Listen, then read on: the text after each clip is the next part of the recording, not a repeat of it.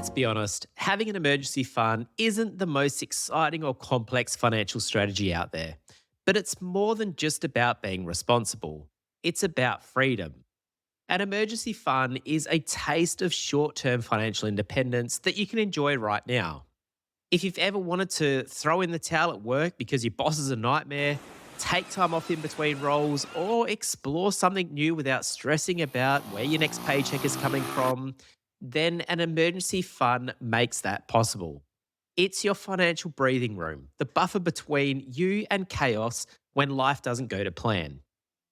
An emergency fund is there to cover life's curveballs. Unexpected medical costs, a broken down car, job loss, or urgent home repair. It's the difference between calmly handling the situation or reaching for a credit card and dealing with the financial hangover later. And it's not just for accumulators. Retirees and those nearing retirement arguably benefit even more. A healthy emergency buffer means that they're not forced to sell down investments at the wrong time or make panic driven withdrawals. It's a key defense against sequencing risk, that is, the risk of early retirement withdrawals doing lasting damage. The typical rule of thumb is to hold 3 to 6 months worth of living expenses. But like most things in personal finance, it really depends. If your income is stable, your debts are low, and you've got access to other liquid assets, you might get by with less. On the flip side, if you're self employed in a commission based role, supporting a family, or working in a more volatile industry, then you'll likely need more. This is where personalisation matters. A financial advisor can help determine what enough looks like based on your lifestyle, your goals, and your risk profile. Deciding where to keep your emergency fund is where a lot of people go wrong. Your emergency fund should not be invested.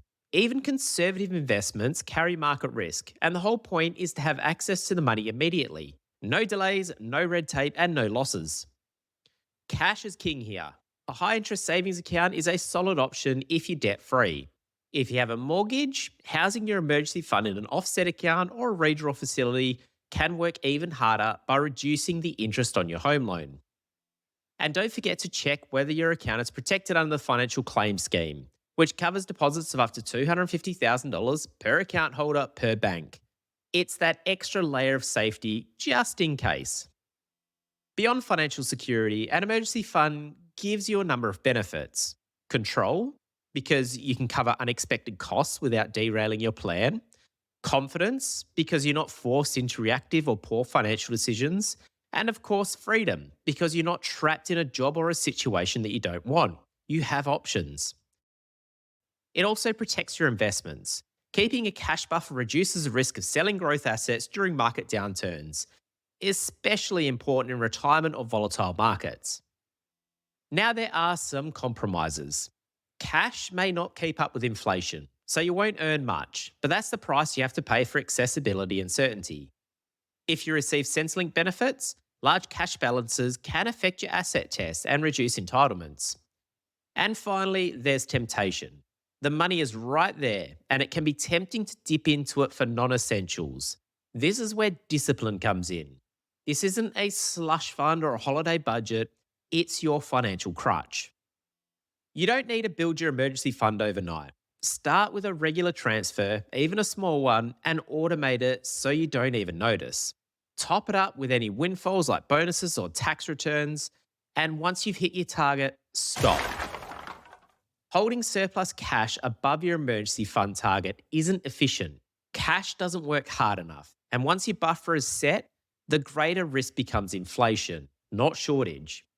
Review it once a year, adjust it if your lifestyle changes, and remove any excess to investments that work harder for you. Think of it as a living, breathing part of your financial ecosystem, not something to set and forget or endlessly grow. If financial independence is the long-term goal, an emergency fund is how you start living that reality today.